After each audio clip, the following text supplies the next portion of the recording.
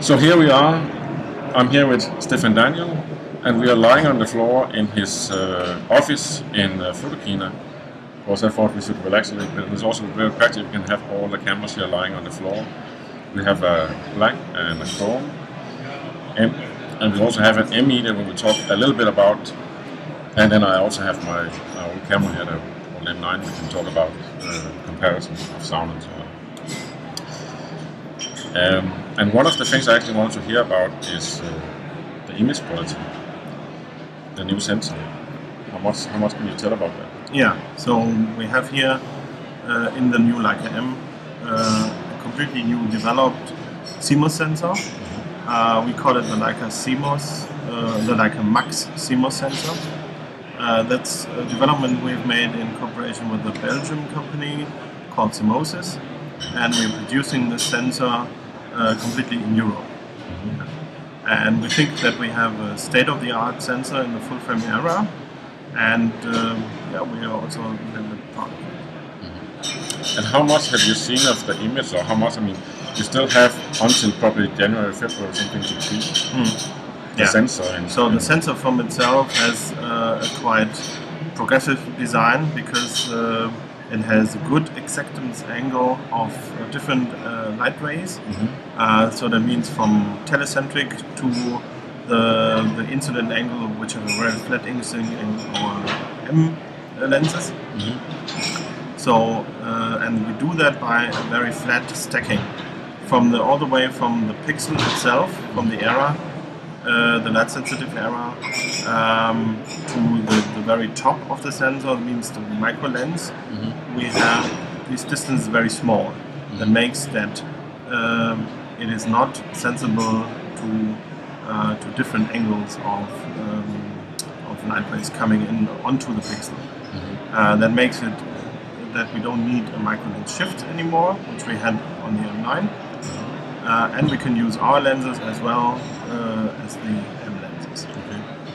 And how, because CMOS have been used in the cameras, and I know that usually it's said that Canon files require a lot of work. And also a lot of people like the CCD, the look of it, and it's supposed to be the ideals is supposed to be the prototype look. So how with the CMOS? I mean, that's an interesting question because people refer the look of the image to the type of the sensor. Yeah, of course. This is true and it is not true because you have on a Leica camera, of course, the lenses. The lenses do also a good part of the how the image feels in the end. Then on Leica cameras, we don't use the anti-aliasing filter. That's another important point.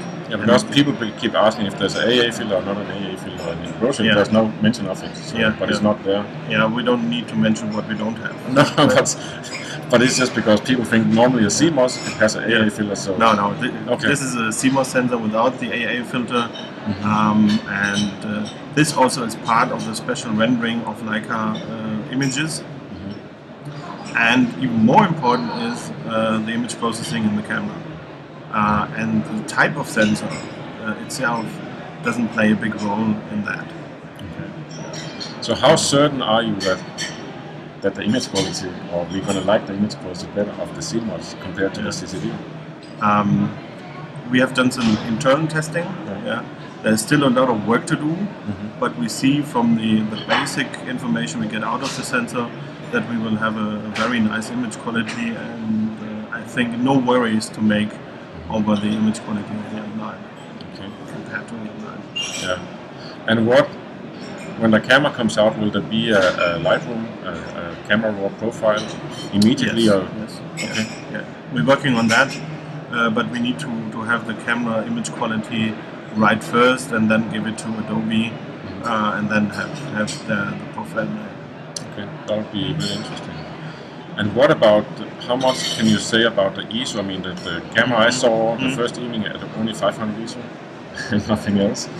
Yeah. Do we have any idea how, I mean, one thing, like normally cameras, they will say that they go to 6400 ISO. and that means you can usually use the 3200 ISO. Yeah, yeah. So what is the highest ISO that is going to be in the camera, and what is the highest using ISO? So we're targeting for 6400 maximum ISO. We have a basic ISO of 200, and but the last word is not spoken yet. How good it will be, because the camera is simply not ready yet. Okay. Okay. Yeah. So let's also look at the camera. There's new features, but there's one thing, of course. The first thing you look at the camera is you see the design. It has a few things. It has a few extra buttons here, and it's square buttons instead of the round ones. Yeah, yeah. And it has like a menu here, and then it has gotten like a wheel here, and it's gotten a new button up here. You can actually see it better on the black one. And then it has also this button. Yeah, that's the movie button here. That's the movie button. On and off. Yes. Okay. And what about the design of how this? Is this like the final design, or is this still prototypes that is changed? These are prototypes, but in the appearance there will not be much difference to the serial product.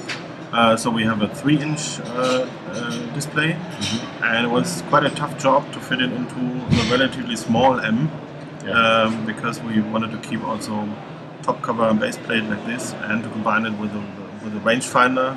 So that was quite a challenge to have that. We have on this side we have one more button. That's why we also had to change from the round button with the typo underneath.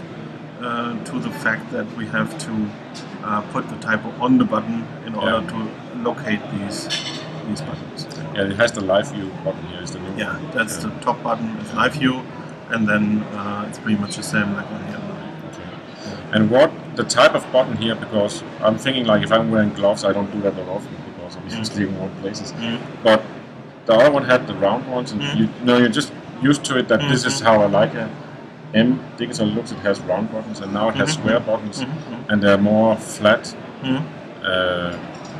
Is that going to change? Like this is it, you know? This is pretty much our current status. But of course, we have now to collect also more opinions.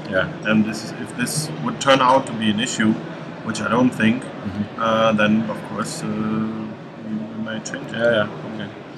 And then you have the sensor here is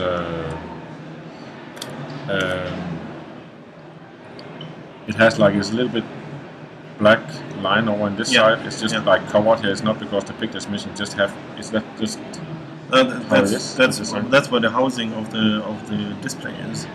Okay. And we wanted to give the whole camera a more complete shape. And that's why we covered a part of the housing of the display under the glass. Okay. Yeah. Because when I used it the first night, I didn't notice that this was here. It was just later on an internet forum I saw somebody said something else. The picture was missing, but it's just because this one is here. So. No, that's a design trick, so to say. And what then you have on this one? This one has a chrome button. Is that like it's not going to be chrome? No, this is going to stay chrome. Okay. Okay. As the shutter release is chrome, and the hot shoe is chrome. Okay. And then people can. And these buttons in the front and in the rear also chrome. So that it isn't too boring. Okay. Good. And then it has 4 small holes up here for. That's a microphone. That's the microphone. That's a microphone. And it had a loudspeaker. That's like the 3 holes. You can barely see them more next to the screen. Yes. Okay. And this I think should somewhere else, but that's my opinion. Yeah, but it works pretty well. Okay. For a built-in microphone, of course, it's only a mono microphone. It works quite well. Okay. I just like. But of course, there is also a microphone adapter, which you can put on to the hot shoe, and it will have a plug for the standard microphones, and also there's a little stereo microphone, which then comes right here on the top of the camera. Okay. Yeah. Okay. Then when I looked at the camera the first day, I took off the lens, and then I looked into the camera here, and I have the 6-bit coding thing is a little bit smaller, but it's still the same. And the focus mechanism is the same here. And I still have the stripes on the shutter curtain, and then I have the light meter sitting down here. And everything looks the same here, and there's nothing here that indicates there's going to be autofocus anytime soon or anything. But then when I turn on the camera, at least the first day, I could hear the shutter go up. Will I actually have to put on a lens for it to do that or something like that? I mean, how does this thing with the shutter work? So we have a new shutter. By the way, everything on this camera, even if it looks quite the same, is new. Okay. The only thing is from a structure, the rangefinder, which we have taken over from the M9, but also improved here accuracy for the new camera. But anything else on the camera is really developed completely new: battery, shutter, housing, sensor, image electronics, display, buttons, everything. Yeah. Because also the whole body is one big button. Yeah. Okay. We'll get back to that. It's more like a tank now. Coming back to the shutter. The shutter is a new development, and we call it a dual type shutter, because normally in the industry either you have open type shutters used for CSC cameras, or you have closed type shutters which you use for the normal DSLR cameras. Here we have a dual type shutter because we have the normal traditional rangefinder mode, where you use it with the shutter closed, do the exposure, and then it's closing again. That's why you have the gray stripes on the sensor for the light metering and the normal rangefinder mode. If you use it in the live view mode, the shutter will go up, will go open to allow the live view picture, and then for the exposure it will close down, open up for the exposure, and then stop the exposure and go up again, go open again. So that is quite a difference for that camera. So it depends how you set the camera. If you set it to the optical finder, there is no, the shutter won't open, and it will behave just like an M9. But if you use it in live view, or if you use it with the shutter open and the sensor active for multi-field metering or for spot metering, this will be done from the sensor, then you will have that click in the beginning.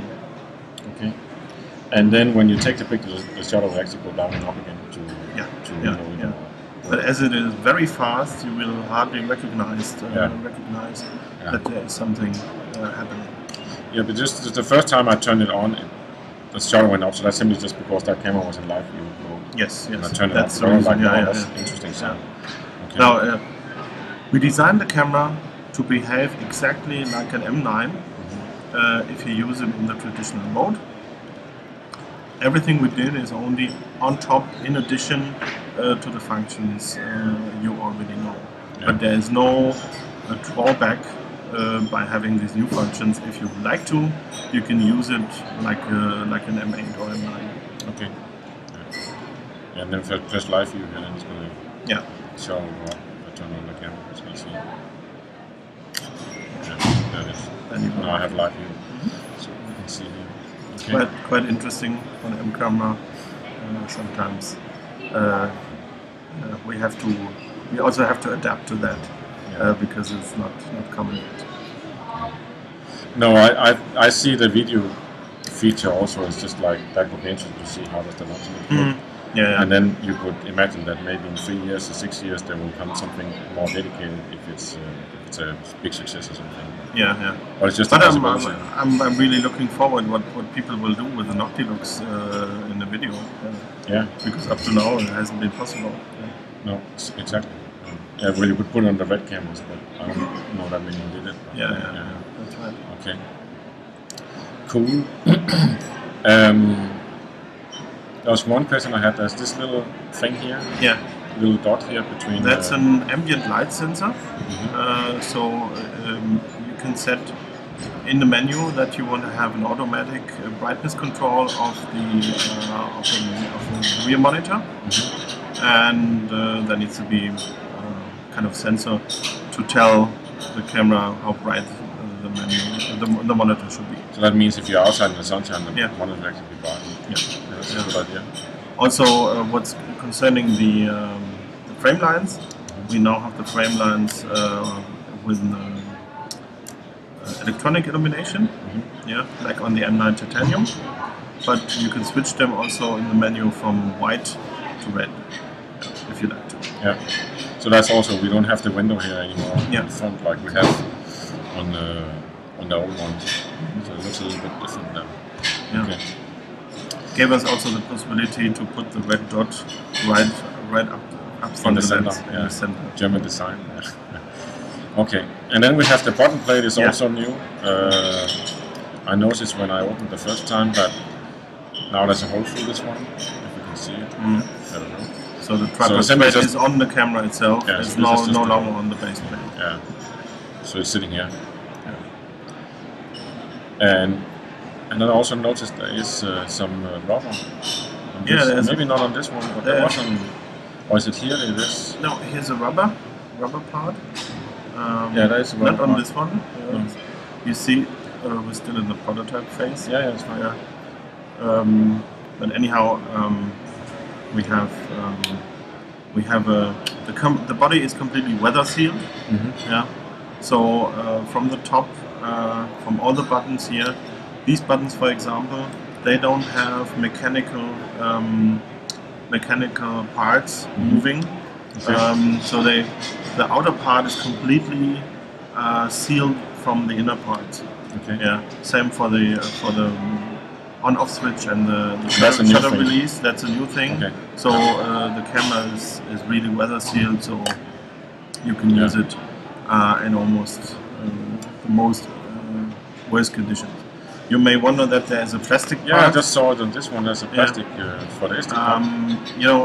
Having Wi-Fi with a full metal body is not that easy because the Wi-Fi antenna will decrease in power. So what we did is we put a plastic part here, able to have a Wi-Fi card in the future, and have a good reception there. But you could. It looks like you could also, if you take this rubber part off, you can actually. Or can you take it off? It looks like you change the SD card with this. Yes, you can destroy it by taking it off. But, okay, but that's not the intention. That's not the intention. Okay. To have it. No. Okay. Yeah. But else, it reminds of like the MacBook. It's just like one piece of metal. It's like. On the old one here is like plastic in the bottom and then it's screwed together. I mean, I have been shooting in rain with this one. I never had an issue doing it. Yeah. So, but it's interesting that now it's actually weather sealed. Yeah. So what we did also for the housing, we take this one, the whole housing here, from going from here all the way down from here is one part, and we slide from the top the front part. And have the screws right here, so this gives the whole camera a big stability. Even if you use it with R lenses, and you have it on a tripod, it's going to be really tough. Yeah. Okay. Cool. And then if you continue down here, now the SD card is here. This one actually have an SD card. Yeah. You can see the cameras are not ready, so the SD cards are glued into the that's fine. To the body. The first one I saw was empty, but I didn't want to put in an SD card. But then we have here, this is the plug. We'll get back to what that does. But then we have the battery here. It's like that's a big battery. Yeah. So we doubled the capacity of the battery. It's still 1,800 milliampere hours, but we doubled the voltage. So we doubled also the power of the battery. Okay. And then also the CMOS uses less. And we can see you have kind of a triple effect because the CCD uses much more power than the CMOS. So we are at a factor of 4. So we have the double capacity of the battery compared to the M9, and we have the Maestro processor, the image processor, the engine, which also consumes much less power than the DSP solution on the M9. Okay, that's going to be interesting because usually I could shoot almost a full day or full card with one battery. So if I had 2 batteries, that used to be enough. So you're going to shoot a week now. Yeah, something like that. Okay. Yeah, that's very of course interesting. there's more power consumption in live view, that's for sure. Yeah. But we managed to have the sensor consuming very low energy, so it won't heat up. And if it doesn't heat up, or it heats up less, then you will also have less noise issues. Okay. And then there's one thing with the shutter. Is this the final shutter, you think, or is it like still prototype shutter? No, this is quite a final shutter. Okay. Because we can take here, like one thing is that I have my M9 here. It actually got a little bit noisier shutter now, but if I go here, I can take like, and then I can. That was like probably 7 floors, and then I go with this one at the same shutter speed.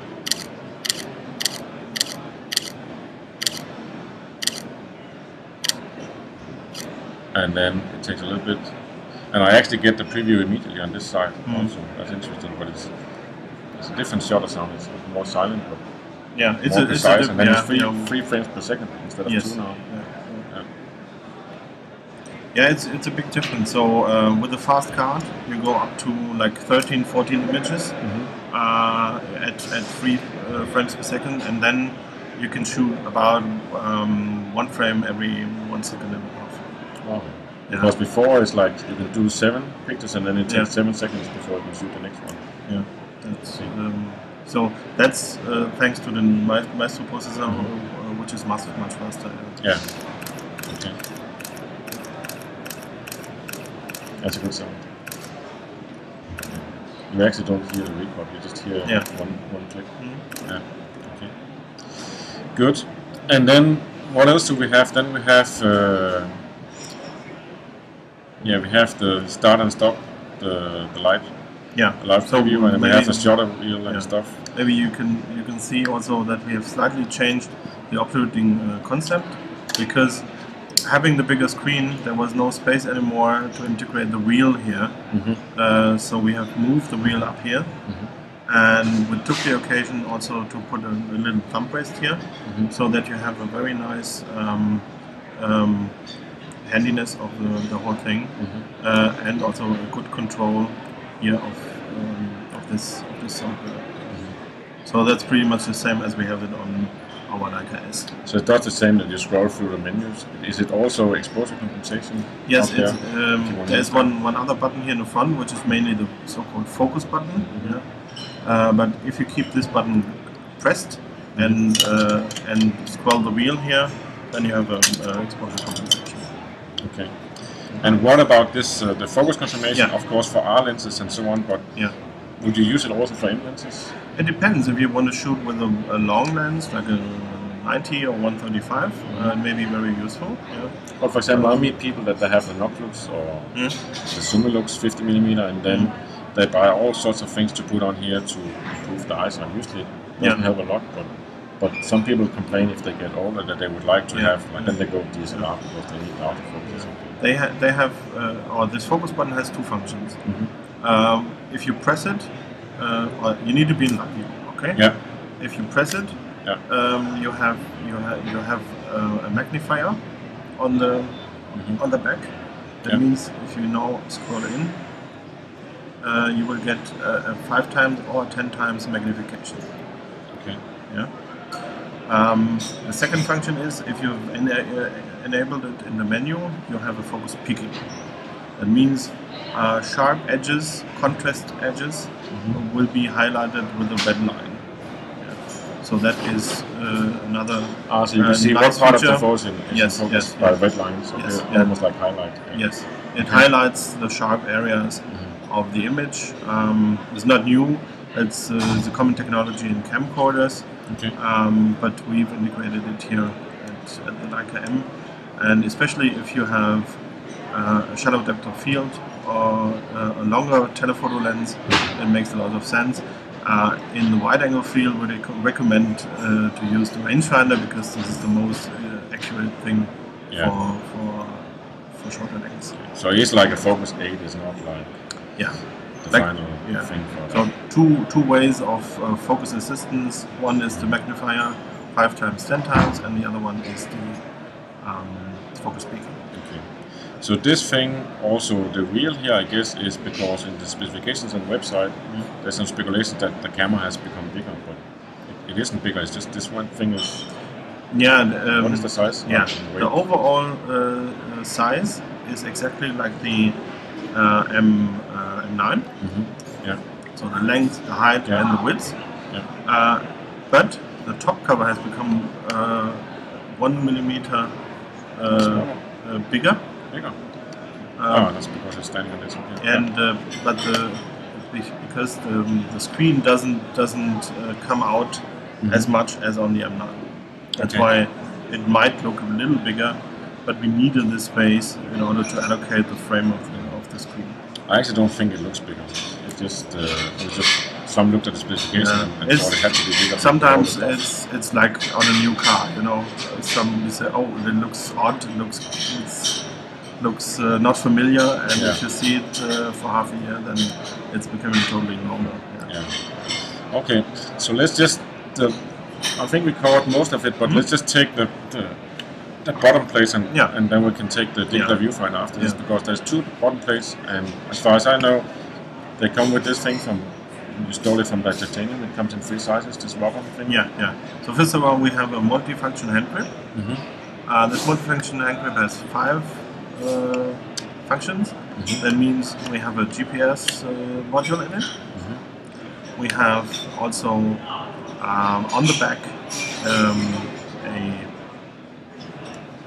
It's okay? Working? That's fine. Yeah. I hope so. On the back we have 4 plugs. One is a classic synchro socket. Then we have a TTL flash connector. And on this side we have a DC power in and a USB plug. And the interesting thing about the USB plug is you can use it like an S, for example in the studio, and shoot tethered directly into the computer. But this is like almost you're preparing the M for a lot of studio users. Yeah, I think the limitations of an M it had up to now become less, because you can use it more versatile.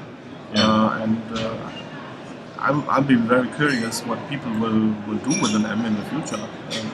That's what I'm thinking. Like it's you get the GPS, but you also get a few extra things that you can actually. Okay. But always never at the compromise for the core of an M and how you shoot with it. No, you can just do without this.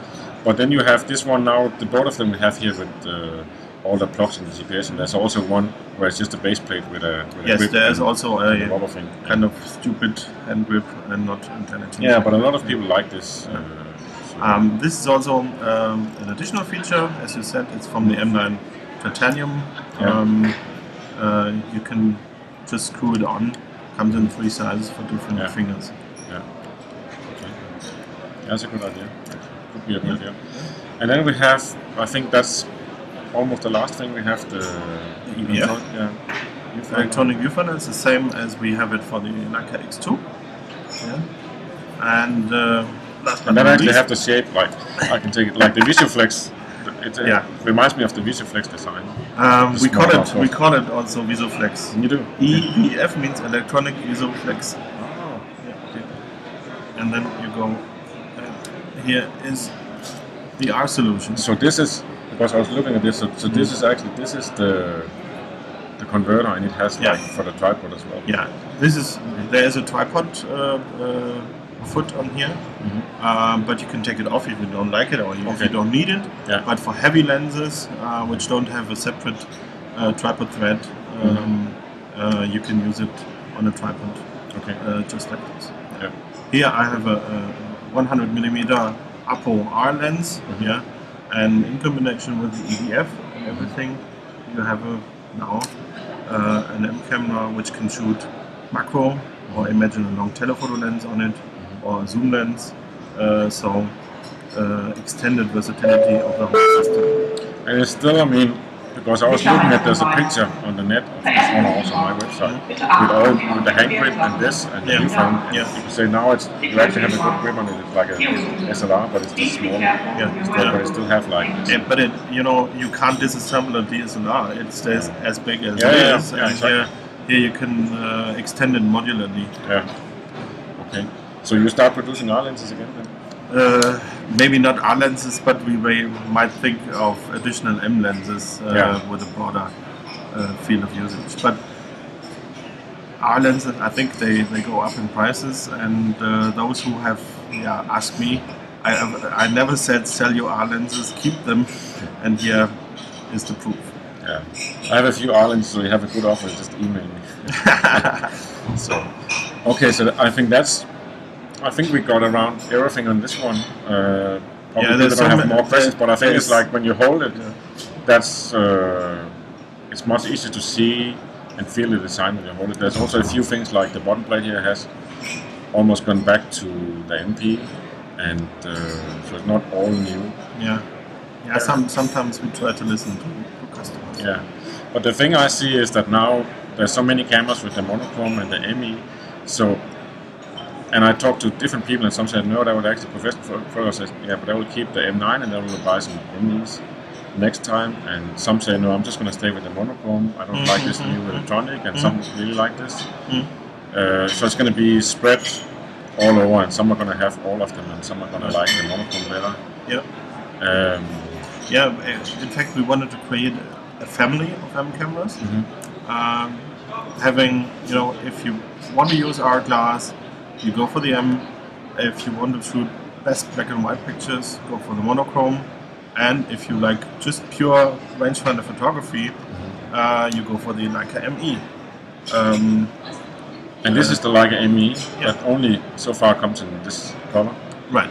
Military grey. Yeah, we call it anthracite grey. Yeah. Okay, that's good. Yeah. Okay. But it's quite similar to military grey. Yeah. I agree. And what happened to this camera? Because it's basically the M, like you told me the other day, that the M9 was so good, it was a pity not to continue with it. Yeah. But then you changed, like, there's no frame selector over here. And the USB port is gone. Yeah, that was also kind of useless. Yeah. And what else changed? Is there anything changed on the sound of the shot? The camera itself, from a technical part, is based on the M9, and there's no technical change compared to the M9. Yeah. Okay. And in fact, you said it.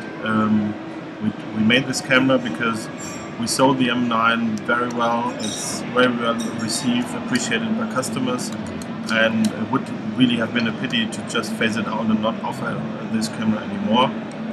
So we have a more affordable also entry in the Leica M system. Yeah. Because we have now paid off all the jigs, the tools, and everything, and we can give this advantage in price a little bit over to our new users.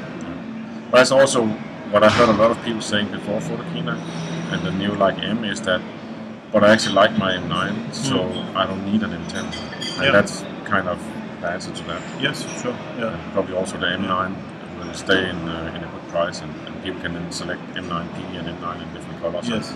And I guess with this lineup, it also gives the possibilities that then in a year there's going to be a big launch of the silver edition of this one, or the black one, or something like that. Or you can then maybe have like special made from the factory or something. Yeah. So, as you but know, it's a starting point. Yeah. As you know, there's no end of progress. No. Okay. Then I actually had some personal questions, because I heard that you were born in the Leica factory. That's almost true, but not really. Okay. I just started when I was 16 in 1984.